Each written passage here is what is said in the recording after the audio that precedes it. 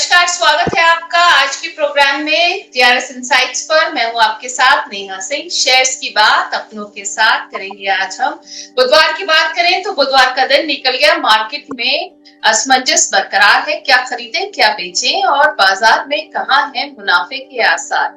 आज यही बताने के लिए हमारे साथ जुड़ चुके हैं head of research Lakshmi Shree investments mister Anshul Jain. Anshul ji, स्वागत है आपका। नमस्कार मैडम, नमस्कार आपके सभी दर्शकों को। अंशुल जी, निवेशक किन शेयर्स पर लगा सकते हैं दांव, किन सेक्टर्स में है मुनाफे के आसार, ये सब तो हम बात करेंगे, पर शुरुआत कर लेते हैं आरबीआई पॉलिसी से। आरबीआई पॉलिसी में जो हमने आज देखा, रेपो रेट में कोई बदलाव नहीं हुआ है, इन्फ्लेशन का अनुमान घटाया गया है, FY26 में की जीडीपी ग्रोथ 6.5% रहने का अनुमान भी जताया गया है। तो इसका इम्पैक्ट बाजार पर आपके हिसाब से क्या होना चाहिए? देखिए, कोई खास इम्पैक्ट आएगा नहीं। जो आना था मार्केट ने उसको डिस्काउंट कर दिया, लेकिन अगर 0.25% रेट कट हो जाता तब तो बहुत बेहतरीन हो जाता। तब मार्केट को जो पॉजिटिव ट्रिगर चाहिए, क्योंकि मार्केट एक्सेसिव शॉर्ट पोजीशन पे बैठा है मार्केट और एफआईआई। एक पॉजिटिव ट्रिगर चाहिए उसको शॉर्ट कवरिंग करने के लिए, और वो पॉजिटिव ट्रिगर मैं ये मान के चल रहा था कि अगर RBI 25 basis point rate cut कर देती है तो वो पॉजिटिव ट्रिगर मिल जाएगा, लेकिन वो हुआ नहीं। तो जो रैली में आज मान के चल रहा था कि आज या कल से शॉर्ट कवरिंग आएगी, प्रोबेबली 2-4 दिन बाद आ सकती है, बट यहाँ से नीचे जाने की गुंजाइश कम है, ऊपर जाने की लेवल बहुत ज्यादा है। बैंक निफ्टी से ज्यादा आपको बैंक निफ्टी पे फोकस करना है। 55,149 का स्विंग लो है वीकली का। अगर ये लो स्वीप होता है, इस लो पे किसी तरह का बुलिश एविडेंस मिलता है, आपको इमीडिएटली लॉन्ग कर लेना चाहिए। 800 से 1000 पॉइंट बैंक निफ्टी पे बाउंस बैक आपको बहुत जल्दी मिलेगा। ऑलराइट, आप कह रहे हैं 800 से 1000 पॉइंट बैंक निफ्टी पे बाउंस बैक मिल सकता है। अभी जो अनसर्टेनिटी का माहौल है, 7 अगस्त आपको पता ही है अब सर पे है। इन सारी चीजों में ऐसे कौन से शेयर्स हैं हम इन पर बात कर सकते हैं जिन पर हमारे जो दर्शक हैं वो दांव लगा सकते हैं, और ऑल्सो ऐसे सेक्टर्स जिनमें है मुनाफे के आसार। अंशुल जी, कुछ इस पर आप बताइए। देखिए, वैसे तो मैं माइक्रो कैप प्लेयर हूँ, माइक्रो कैप और स्मॉल कैप तो मैं स्टॉक स्पेसिफिक ज्यादा रहता हूँ, बट सेक्टोरियली स्पीकिंग मेरे को केवल और केवल एक ऑटो इंडेक्स में बड़ी तेजी आती हुई दिख रही है, क्योंकि वहां पे पूरा कंसोलिडेशन बना हुआ है। और इस पूरे दबाव में पिछले 25-26 दिन में निफ्टी लगभग 4.5% करेक्ट हुआ है, बट ऑटो इंडेक्स अपने आप को मेंटेन करके चल रहा है, पूरा साइडवेज स्ट्रक्चर है। तो ऑटो इंडेक्स में 24,173 निकलने के बाद बड़ी तेजी डेवलप होगी। TVS motor, Mahindra and Mahindra, Maruti और टीवीएस मोटर में अशोक लीलैंड, ये 4 शेयर आपके लिए अच्छे हो सकते हैं in large cap space. Alright, तो ये है। एक और पसंदीदा सेक्टर है जो लोगों का है, वो है डिफेंस। डिफेंस में हमने काफी ज्यादा कंसोलिडेशन भी होते हुए देखा था। अभी और कंसोलिडेशन होगा या फिर अब हम इसको तेजी इसमें आते हुए देख सकते हैं? देखिए, डिफेंस में अब ब्रेकडाउन आना वापस से चालू हो गया है, तो मैं डिफेंस पे बहुत ज्यादा बुलिश नहीं हूँ। मेरे हिसाब से आपको डिफेंस और रेलवे शेयर, जो देखिए बैंक क्लाइमेक्स करने के बाद नीचे आए तो नीचे ही रह गए, बाकी पीएसयू भी नीचे आए तो नीचे ही रह गए। इंडिया पाकिस्तान वॉर हो गया, इसलिए एक बार डिफेंस में वापस से रैली मिल गई, बहुत अच्छा मौका था अगर किसी को ऊपर में फंसा हुआ था तो निकलने का। अब अगर आप फंस चुके हैं डिफेंस शेयरों में हाइस के आसपास, अब भगवान मालिक है, अब आपका निकलना बहुत मुश्किल है।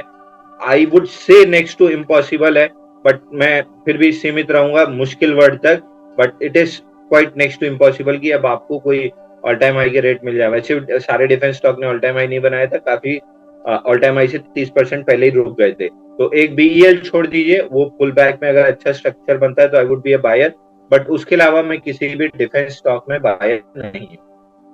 ऑलराइट, पर आपने कहा कि ऑटो इंडेक्स में आप थोड़ी सी उम्मीद देखते हैं, तो अगर ऑटो सेक्टर में आपकी हम बात करें तो टॉप 5 पिक्स आपके क्या रहेंगे इसमें, और जो लेवल्स हैं कौन से लेवल्स पे उनको आप कहेंगे कि बाइंग लेवल सही रहेंगे?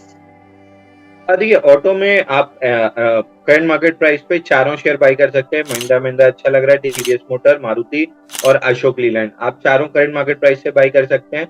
ऑटो इंडेक्स में ब्रेकआउट आता है तो इन सारे स्टॉक्स में आपको करीब करीब ये मान के चलिए कि मिल जाएगा यहाँ से 15 से 20% की एक्सटेंशन।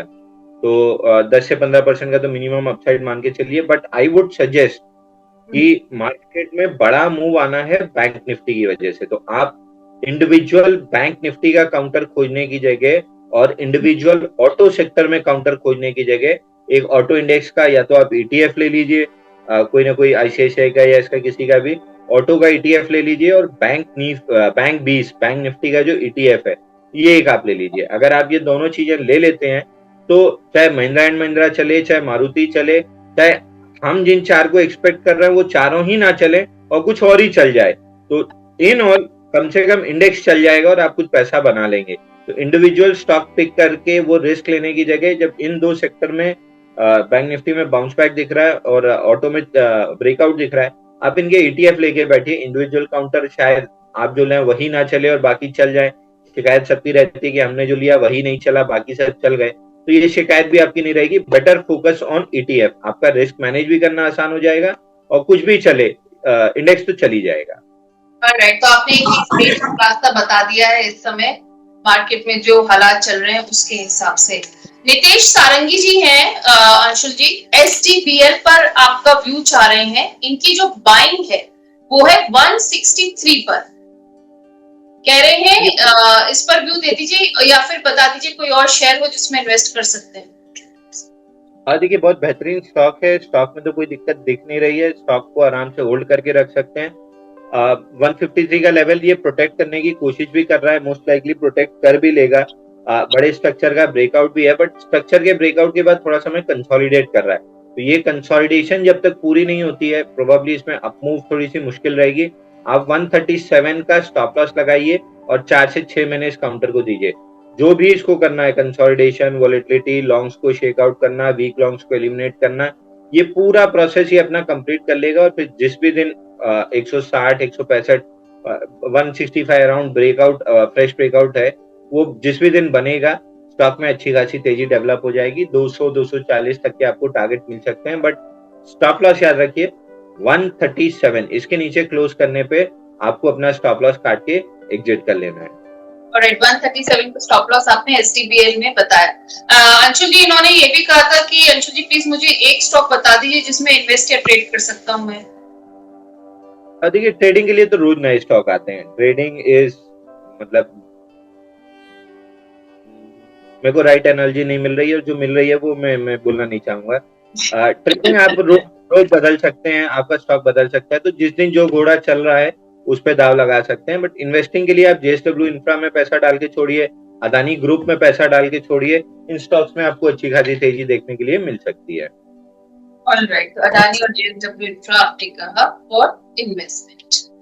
निशान जी हैं, कह रहे हैं गुड इवनिंग अंशुल जी, मेरे पास ट्यूब इन्वेस्टमेंट के शेयर्स हैं और मेरा जो बाइंग प्राइस है वो 3014 का है, 3014 का, तो उस पर प्लीज आप अपना व्यू दीजिए मेरे को।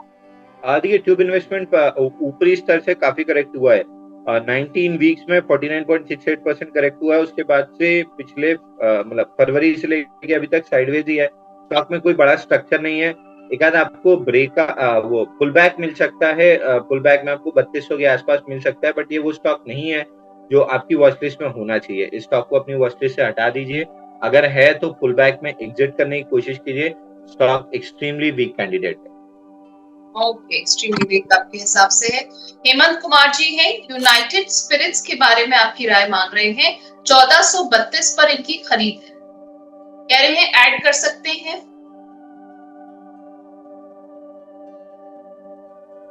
देखिए यूनाइटेड स्पिरिट में 1364 का भी सपोर्ट प्रोटेक्ट नहीं हुआ, finally follow through move on the downside मिल रहा है। 1267 मेजर बड़ा सपोर्ट है, बहुत बड़ा सपोर्ट है, तो मैं ये मान के चल रहा हूँ कि ये स्टॉक इस जोन से अच्छा खासा पलटता हुआ दिखना चाहिए। तो 1267 आ रहा है, 1267 के अराउंड हम वॉच करेंगे, अगर वहां पे कोई भी बुलिश एविडेंस मिला then I would be a buyer. फिलहाल तो मैं अवॉइड करके चलूंगा। ओके, फिलहाल अवॉइड। निशान जी, गेल के बारे में भी आपकी राय चाह रहे हैं, इनका बाइंग रेट है 180 का, कह रहे हैं इस पर क्या आप देखते हैं व्यू आने वाले समय। हाँ, गेल में देखिए 178.60 का शॉर्ट टर्म का सपोर्ट था, वो टूट के उसके नीचे गया है। मेजर सपोर्ट 159.8 के आसपास है। इस जोन में आते आते गेल आपको बाई कर लेना चाहिए अगर आप लॉन्ग टर्म इन्वेस्टर हैं। अगर आप ट्रेडर हैं तो गेल आपके लिए नहीं है। गेल ट्रेडिंग अपॉर्चुनिटी या कोई भी पीएसयू स्टॉक बहुत अच्छी ट्रेडिंग अपॉर्चुनिटी नहीं देता है। तो एज ए ट्रेडर आपको गेल अवॉइड करके चलना है। इन्वेस्टर हैं तो 159.60 ये मेजर सपोर्ट है। इस जोन में अगर आप इसको गेल को लॉन्ग करके रखते हैं 1.5-2 साल में आप एटलीस्ट अपनी कैपिटल डबल तो कर ही लेंगे। ऑलराइट, तनिष्क जी हैं, कह रहे हैं स्टील एक्सचेंज 11.40 पर इन्होंने लिया है, कह रहे हैं एवरेज कर सकते हैं क्या, और कह रहे हैं मैं ट्रेडर। देखिए अगर आप ट्रेडर हैं तो स्टील एक्सचेंज आपके लिए 11.2 के ऊपर बाइंग था और आपका स्टॉप लॉस आता है 11.2 के ऊपर। अगर आपने ब्रेकआउट बाई किया, वैसे आज ब्रेकआउट अच्छा बना था 11.40 पे इन्होंने खरीदा है। थोड़ा सा एंड ऑफ द डे नीचे आगे क्लोज किया, लेकिन वॉल्यूम आज बहुत बेहतरीन था। 790% वॉल्यूम राइज था, 39.5 मिलियन का वॉल्यूम था। 11-20 के ऊपर क्लोज होता तो मैं थोड़ा सा ज्यादा कॉन्फिडेंट होता कि ये 14 रुपए जा रहा है। नॉनदलेस चूंकि ब्रेकआउट आया था और लोगों ने लॉन्ग किया है, आपका स्टॉप लॉस यहाँ से होना चाहिए 9 रुपए 90 पैसे का क्लोजिंग बेसिस। 9.90 आपका क्लोजिंग बेसिस स्टॉप लॉस होगा और ऊपर में आपका टारगेट होगा 14 रुपीज 76 पैसे। तो 14 रुपए से 14 रुपए 70 पैसे का ब्रैकेट को आप टारगेट पकड़िए। 10 रुपए के नीचे क्लोज करता है तो आपका स्टॉप लॉस ट्रिगर होगा, तब आपको एग्जिट करना पड़ेगा। ओके, स्टॉप लॉस 9.290 का आपने बताया इसमें। सुनील सिंह है, अडानी ग्रीन एनर्जी पर आपकी राय मांग रहे हैं। इन्होंने 976 पर बाई किया है और 2 महीने का इनका व्यू। देखिए अदानी ग्रीन मेरे पर्सनल पोर्टफोलियो में है तो मैं बाई सेल स्टॉप लॉस की सलाह तो नहीं दूंगा, but that being said Adani green मेरे को पुल बैक में काफी अच्छा लग रहा है। ऑन द डिप्स अगर ये गैप कवर करता है अपना 911-887 का, तो I would be a buyer again. मैंने हाफ क्वांटिटी लॉन्ग किया है, हाफ क्वांटिटी इसी गैप के लिए मैंने छोड़ के रखी है। अगर आता है तो I would be buyer in this gap, और ऊपर में 1126 तक का मेरे को टारगेट आते हुए दिख रहा है। 1126 का टारगेट आपको आता है। इसमें हमजा जी हैं, कह रहे हैं अंशु जी गुड इवनिंग, मेरे पास केसीपी सीमेंट के स्टॉक हैं एट द रेट ऑफ 226, कह रहे हैं मुझे एवरेज करना चाहिए या एग्जिट करना चाहिए। देखिए इसमें कोई भी मोमेंटम दिख नहीं रहा है। रेंज बनी हुई है 229 रुपए ऊपर में और 191 नीचे में। वीकली चार्ट पे जिस हिसाब से मैं देख रहा हूँ स्ट्रक्चर का ब्रेकडाउन था, लेकिन ब्रेकडाउन के बाद फॉलो थ्रू मूव नहीं मिला है। तो वीकली पे स्ट्रक्चर चेंज होने के लिए 228-230 की जोन क्रॉस होना जरूरी है।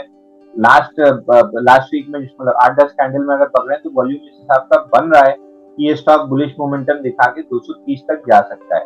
230 पहुंच के अगर 230 के ऊपर सस्टेन किया तब आप इस स्टॉक को आराम से बाई करके चल सकते हैं। फिर ये स्टॉक आपको 280 और 300 भी देगा। तो जब तक 230 के नीचे वोलेटाइल रहेगा, चॉपीनेस रहेगी, ट्रेड करना मुश्किल रहेगा, तो अवॉइड करना चाहिए। 230 निकल जाए उसके बाद आप बाई कीजिए, 280-300 का टारगेट मिलेगा। अगर आपके पास पहले से रखा हुआ है तो आप होल्ड कर सकते हैं। एक बार मौका अपॉर्चुनिटी लीजिए, शायद ये 230 के ऊपर निकले। ऑलराइट, आप कह रहे हैं अगर बाय कर रखा है तो होल्ड कर सकते हैं, 230 के ऊपर अगर गया तब आप लेवल्स बढ़ते हुए देखते हैं इसमें। अंशुल जी, सीमेंट की बात हो ही रही है तो सीमेंट सेक्टर को लेकर आपका इस समय क्या व्यू है, और आने वाले कुछ ऐसे स्टॉक्स हैं जो इस समय करेक्ट होकर अच्छे रेट्स पर अवेलेबल हैं? देखिए सीमेंट सेक्टर में मेरे को सबसे अच्छा लगता है स्टार सीमेंट।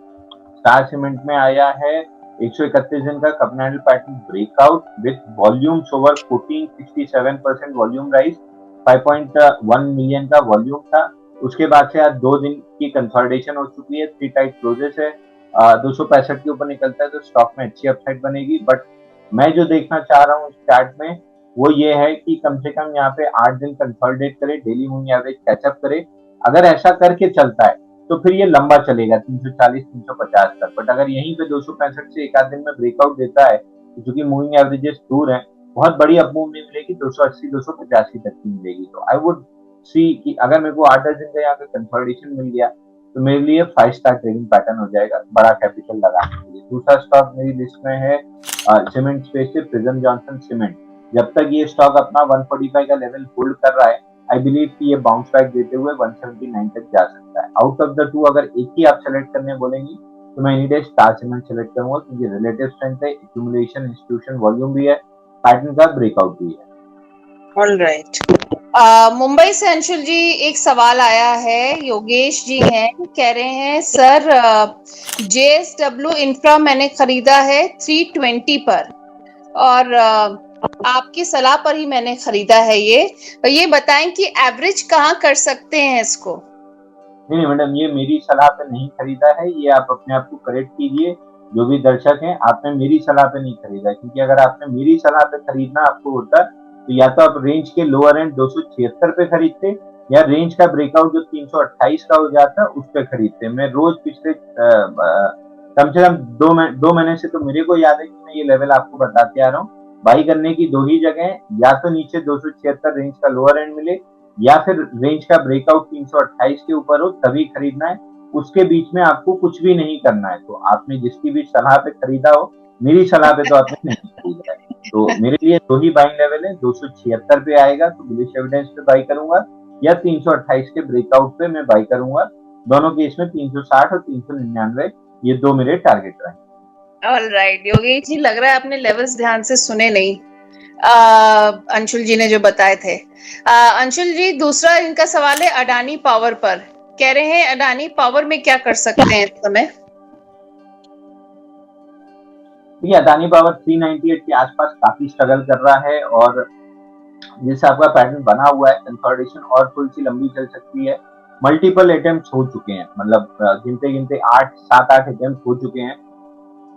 मेरे को कोई खास दिक्कत नहीं है, क्योंकि लास्ट टाइम मेरे को याद है चंबल फर्टिलाइजर ने 11 फील्ड अटेम्प्ट देने के बाद 12वें अटेम्प्ट में ब्रेकआउट देके सस्टेन किया था, और उसके बाद फिर 20-25 दिन में ही वो 32% चला था। तो I am completely okay with it कि एक दो बार और 600-605 के पास अगर ब्रेकआउट फेल करके वो नीचे आ जाए, I am completely okay with it. क्योंकि जितने ज्यादा बार ब्रेकआउट फेल होगा, उतना रिटेल का इंटरेस्ट कम होगा, और उतनी जल्दी फिर ब्रेकआउट देने के बाद उतनी ही शार्प मूव आएगी। तो इवेंचुअली किसी ना किसी दिन जाके ये 610 के ऊपर क्लोज करेगा, और उसके बाद इस स्टॉक में 681 और 752 तक का टारगेट मिलेगा। उन्होंने ऐलान किया है कि भारत पर हम 50% टैरिफ लगाएंगे और 27 अगस्त से ये लागू होगा। मैडम 27 अगस्त आते आते फिर 90 दिन के लिए टाल देंगे कि कुछ ना कुछ वो और अभी इस पर डिस्कशन चल रहा है आगे।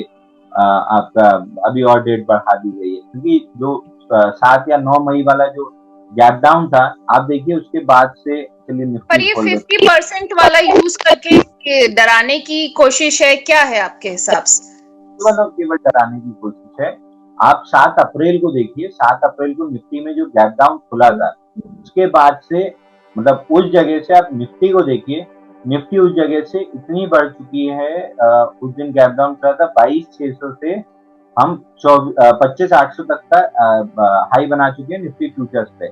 और उसके बाद इतने धमकियां आ चुकी हैं, इतने टैरिफ की बात हो चुकी है, इतनी सारी चीजें हो चुकी हैं कि वो तो एकदम पीक टैरिफ पे जो हमने गैप डाउन खोला था, तो उतना तो आप मान के चलो कि डिस्काउंट हो चुका है, कि उतना टैरिफ तो मान के चल लिए थे कि अगर लगना है तो गैप डाउन में 22,600 हम खुल ही चुके थे, तो वो तो डिस्काउंट ऑलरेडी हो ही चुका है। अब उससे ज्यादा तो कुछ होगा नहीं। तो आई बिलीव कुछ भी नहीं होने वाला है। रोज वो आपको एक प्रेशर देगा कि आपके प्रेशर में कब जाके टूटेंगे। अगर आप नहीं टूटे तो डील आपके फेवर में हो जाएगी। जहां आप पैनिक किए, डील आपके हाथ से चली जाएगी। तो it is not about if ये होगी या नहीं होगी, इट इज अबाउट व्हेन, ये कब होगी। और जितना तक नेगोशिएशन इस साइड से गया है, मोस्ट लाइकली ये नेगोशिएशन और लंबा चलने वाला है। ऑलराइट अंशुल जी, तो ऐसे वक्त में जब थोड़ा सा हम कह सकते हैं कि बातें चल रही हैं मार्केट में अलग अलग तरह की, अगर किसी को 1 लाख रुपए इन्वेस्ट करने हैं तो आपके हिसाब से कहाँ इन्वेस्ट करना चाहिए? मैं सेफ, एकदम सेफ पर प्ले करूंगा। मैं लास्ट जैसे मैंने जब एकदम सेफ पर टाटा स्टील लग रही थी 128 पे, वहां से मैंने 160 तक प्ले किया। रिलायंस जैसे 1200 पे मेरे को एकदम सेफ लग रहा था, मैंने उसको 1500 तक प्ले किया। तो इस समय मेरे को जो सबसे सेफ सेक्टर लगता है वो है ऑयल एंड गैस। कुछ भी होता है, इसमें डाउनसाइड एकदम लिमिटेड है। हालांकि इसमें वॉलेटिलिटी नहीं है, ट्रेडिंग अपॉर्चुनिटी आपको नहीं मिलेगी, क्योंकि आप ये बात कर रहे हैं कि सेफ बेट प्ले करना है। मतलब आप इन्वेस्टर काइंड ऑफ माइंडसेट के आदमी है, आप ट्रेडर माइंडसेट के आदमी नहीं है जो स्टॉप लॉस ले लेंगे। तो आपके लिए एकदम सेफ बेट इस समय है आईओसी, एचपीसीएल, बीपीसीएल। आप ये मान लीजिए कि न्यूक्लियर बम गिरने वाला है और आपको बंकर में छुपना है, तो वो बंकर है एचपीसीएल, आईओसीएल, बीपीसीएल। इसके अंदर जाके छुप जाइए, तबाही भी मचा देगा डोनाल्ड ट्रंप, तो भी इन स्टॉक को कुछ नहीं होने वाला। 10-20 रुपए ऊपर नीचे आपको मिल जाएंगे और रिकवरी में सबसे तेजी से चल जाएंगे। तो अगर आपको एकदम सेफ रहना है, पैसे को बचा के चलना है, इन तीन में से जो आपको पसंद है उसको लेके छोड़ दीजिए। ऑलराइट, चलिए ये तो बहुत अच्छा सजेशन आपने दिया। मुकेश जी ने अभी अभी हमारी मेंबरशिप ली है और साथ में सवाल भेजा है। मुकेश जी कह रहे हैं, sir please Bikaji food पर और ये बताइए कि और कितना जाएगा और किस लेवल पर कितना नीचे और जाएगा और कहाँ किस लेवल पर हम आगे इस पे ट्रेड करें। देखिए बीका जी में 703 रुपए तक आ सकता है। 703 मेजर सपोर्ट है वीकली चार्ट पे। ये जो करेक्शन के बाद जो 1000 रुपए से करेक्ट होके नीचे 560 तक आया था, उसके बाद पुल बैक आई है। उस पुल बैक का बेस जो है वो 700 रुपए है। 700 रुपए अगर नहीं टूटता है तो धीरे धीरे करके स्टॉक आपको 880 920 दे देगा। अगर 700 टूटता है तो बड़ी डाउन साइड खुल जाएगी। दैट बीइंग सेड, पिछले 2 क्वार्टर में रिजल्ट, पिछले 3 क्वार्टर से इनके रिजल्ट खराब आ रहे हैं, इंक्लूडिंग जून क्वार्टर। तो बहुत बड़ी अपसाइड तो आप एक्सपेक्ट नहीं कर सकते। Being small cap stock 18,000 crore का मार्केट कैप है, तो स्मॉल कैप ही गिनूंगा। स्मॉल कैप स्टॉक में ईपीएस ग्रोथ बहुत जरूरी होती है सस्टेन्ड अपसाइड के लिए। 3 क्वार्टर रिजल्ट खराब होना, इंस्टीट्यूशन का इंटरेस्ट खत्म होने लगता है। ओके अंशुल जी, डिफेंस सेक्टर का एक बड़ा ही पसंदीदा स्टॉक है मैस्डॉक। तो मैं देख रही थी कि कुछ ब्रोकरेज फर्म्स इसको लेकर थोड़ा बुलिश हैं। मैस्डॉक को लेकर आपका व्यू क्या है? मैस्टॉक का व्यू मैम आपके ही शो पे हमने डिस्कस किया था कि हर तरह के लॉन्ग पे जो इंडिया पाकिस्तान वॉर की वजह से मिल गया आपको अपसाइड, हर तरह के लॉन्ग पे 3287 आपका लास्ट स्टॉप लॉस होना चाहिए। रिकॉर्डेड शो रहते हैं आपके प्लेटफॉर्म पे, आप नीचे जाके देख सकते हैं। 3287 का लेवल क्लियरली मेंशन किया गया था। इसके नीचे आपको कतई लॉन्ग नहीं रहना है। इसके नीचे पहला टारगेट 2776 का रहेगा, जो पिछले 8 दिन से उसी के आसपास घूम रहा है। इवेंचुअली किसी दिन 2750 रुपए तोड़ेगा और नीचे में जो टारगेट बनेगा वो गैप क्लोजिंग का बनेगा 2400 रुपए का। 2394 2400 के अराउंड गैप है ये। अब मेरा अगला टारगेट है, पहला टारगेट 2776 था, अगला 2400 2394 है। और उस लेवल पे आने पे भी I will not be a buyer. मैं वहां से नए लेवल नीचे की तरफ रिवाइज करूंगा on bounce back. Okay Anshul ji, हमने टैरिफ की बात करी तो तनिष्क जी आ गए, कह रहे हैं सर न्यूज आई है कि ट्रंप ने एडिशनल 25% टैरिफ लगा दिया है। अभी क्या मार्केट में अभी कुछ दिन वेट करें या अडानी ग्रुप शेयर्स और टाटा टेक को एवरेज कर लें? अगर किसी तरह का रिएक्शन आना होता, अगर इतनी बड़ी न्यूज होती, इतना सब कुछ होता है, ठीक है हमारा मार्केट बंद है, गिफ्ट निफ्टी खुली हुई है, एक बार मान लेते हैं कि गिफ्ट निफ्टी भी बहुत बड़ा रिएक्शन ऐसा कुछ नहीं दे रही है, तो आपको यूएसडी आईएनआर पे कोई रिएक्शन दिखना चाहिए। यूएसडी आईएनआर पे कोई रिएक्शन नहीं आया। 8 पैसे का रिएक्शन है, वो भी बढ़ने के बाद हल्का सा पुल बैक आ रहा है। 8 पैसे का रिएक्शन आ रहा है। ये 50% टैरिफ लगते, क्योंकि यहाँ से इंपोर्ट और वही चीज आप यूरोप में एक्सपोर्ट कर रहे थे, तो आपका एक बड़ा एक्सपोर्ट रुकता है। तो यूएसडी आईएनआर को काफी नेगेटिवली रिएक्ट करना चाहिए था, जिसका कोई रिएक्शन मिला नहीं। तो मैं मान के चल रहा हूँ कि मार्केट इसको बहुत ज्यादा वजन नहीं दे रहा है।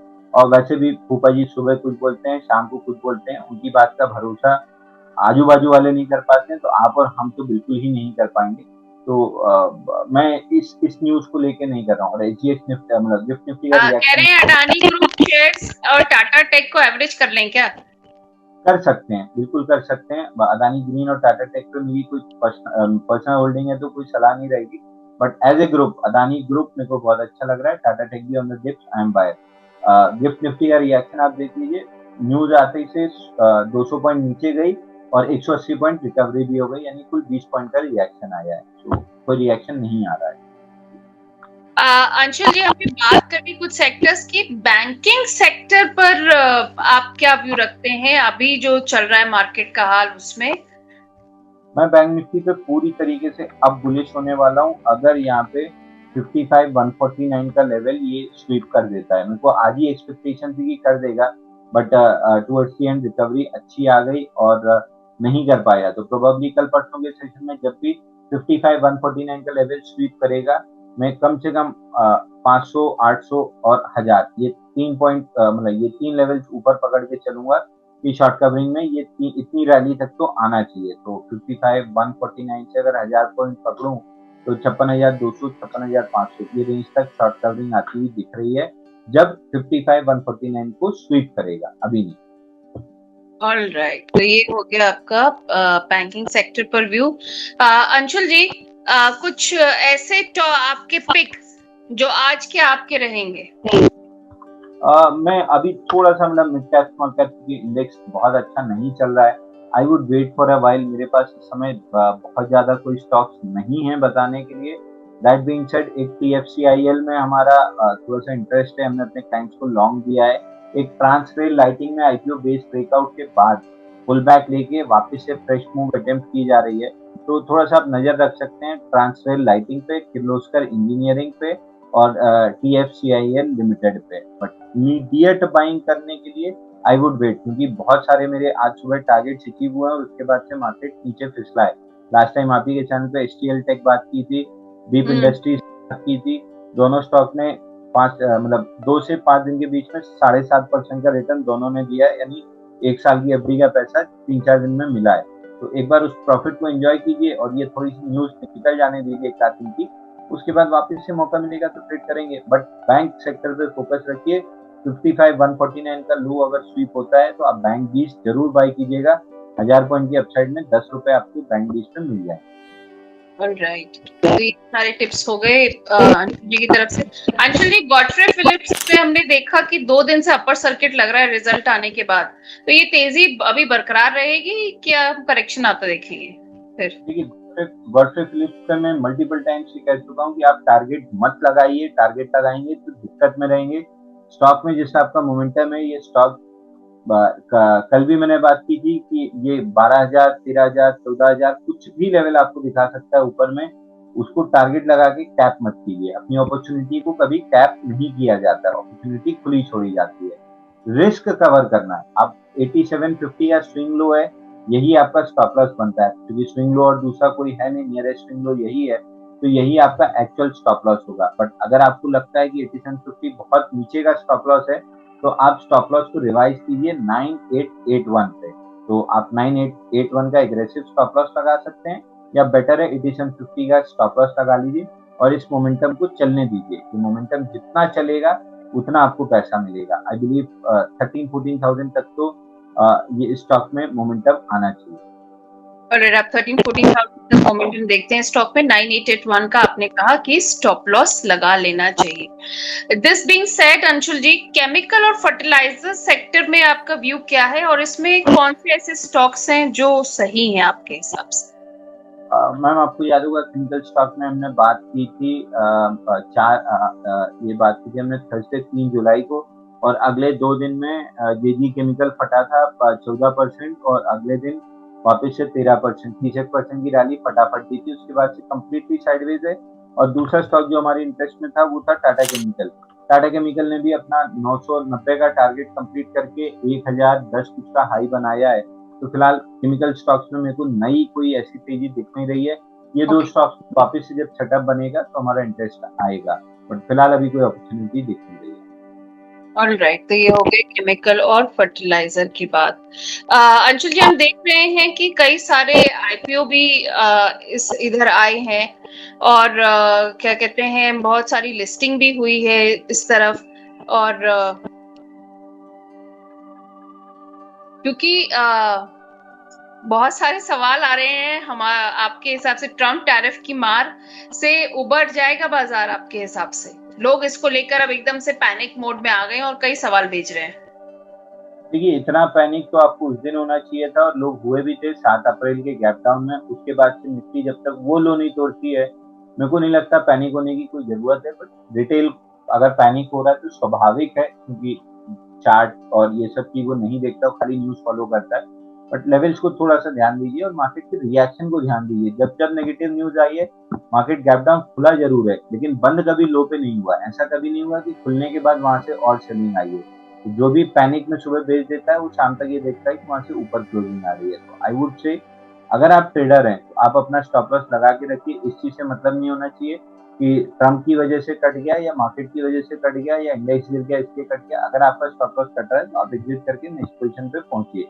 अगर आप इन्वेस्टर हैं तो ये जितनी भी खराब न्यूज़ेस हैं, कोरोना से ज्यादा खराब नहीं है, सब प्राइम क्राइसिस से ज्यादा खराब नहीं है। तो जब उनके बाद मार्केट ने नए ऑल टाइम हाई और 15-18% के रिटर्न जनरेट करके दिए हैं, तो ट्रम्प क्या बिगाड़ लेंगे? कुछ नहीं होने वाला। डिप्स को इन्वेस्टर यूज करें अच्छे स्टॉक एक्यूमुलेट करने के लिए। ट्रेडर थोड़ा सा ओवरनाइट पोजीशन से अगर बचेंगे तो ज्यादा अच्छा है, और अगर कर भी रहे हैं ओवरनाइट पोजीशन तो फ्यूचर ऑप्शन से बचें, कैश में रखें। अगर 2-4 महीना फंस भी गया माल तो आपका केवल ब्याज का नुकसान होगा, लेकिन रेट आ जाएगा। ऑलराइट, तो आप कह रहे हैं बहुत ज्यादा आप इन्फ्लुएंस होते हुए नहीं देखते हैं, और देख भी रहे हैं तो बहुत ज्यादा वक्त का नहीं देख रहे हैं आप। कोई मेरे को बहुत ज्यादा डाउनसाइड नहीं दिखती, क्योंकि अगेन मैं वापस से गिफ्ट निफ्टी का चार्ट खोल लेता हूँ। न्यूज आते ही से रिएक्शन 200 पॉइंट नीचे का था, अब केवल 20 पॉइंट नीचे बचा है। वर्टिकल मतलब 5-15 मिनट के चार्ट पे देखेंगे तो नीचे का कैंडल आया, वर्टिकली ऊपर का भी कैंडल आ गया। मतलब 15 मिनट में तो रिएक्शन करके भी मार्केट खाली चलिए बढ़िया। शादाब जी हैं सर, कह रहे हैं कि कॉनकॉर्ड बायोटेक पर आप प्लीज मुझे सलाह दीजिए, मेरी बाइंग है 1760 की। देखिए एक चीज है, मतलब पर्सनली आपको नहीं कह रहा हूं मैं, लेकिन एंकर हो या व्यूअर्स हो, न्यूज सुना सुना के आप अगर मेरे को इन्फ्लुएंस करने की कोशिश कर रहे हैं कि मैं अपना व्यू बदल लूंगा, तो मैं सब कुछ इधर से सुनता हूँ, इधर से निकाल देता हूँ। अगर मेरा चार्ट वो चीज कंफर्म नहीं कर रहा है तो, अगर वो चीज मेरा चार्ट कंफर्म कर रहा है तो मैं आपकी न्यूज के साथ अलाइन होऊंगा। लेकिन अगर मेरा चार्ट नहीं बता रहा है कि नीचे जाना है, तो मैं कतई बेरिश नहीं होऊंगा।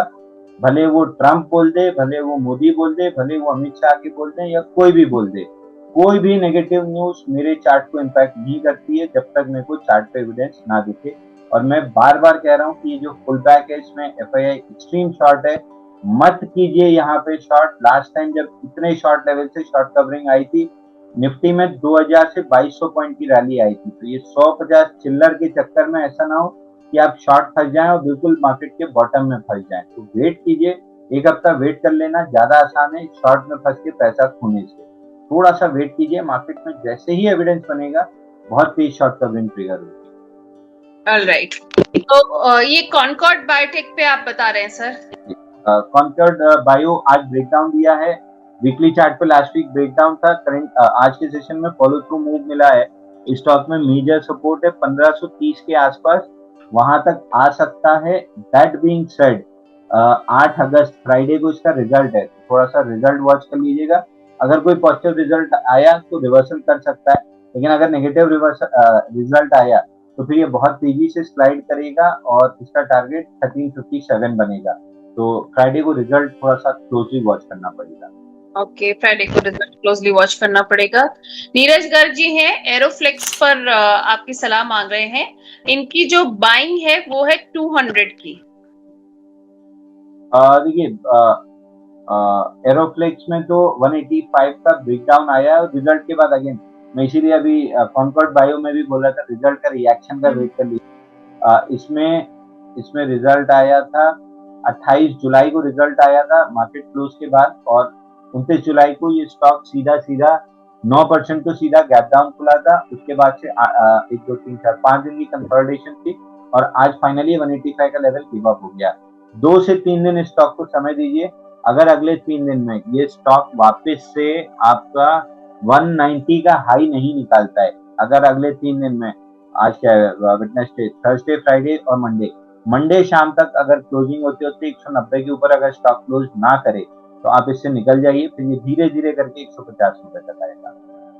ओके, हमजा जी हैं, पूछ रहे हैं प्रदीप फॉस्फेट पर एंट्री और एग्जिट की दोनों की लेवल्स प्लीज सजेस्ट कर दीजिए मुझे। और ये पारादीप फॉस्फेट मेरे को याद है कि मैंने मीडिया प्लेटफॉर्म पे 177 के ब्रेकआउट से बताना चालू किया था।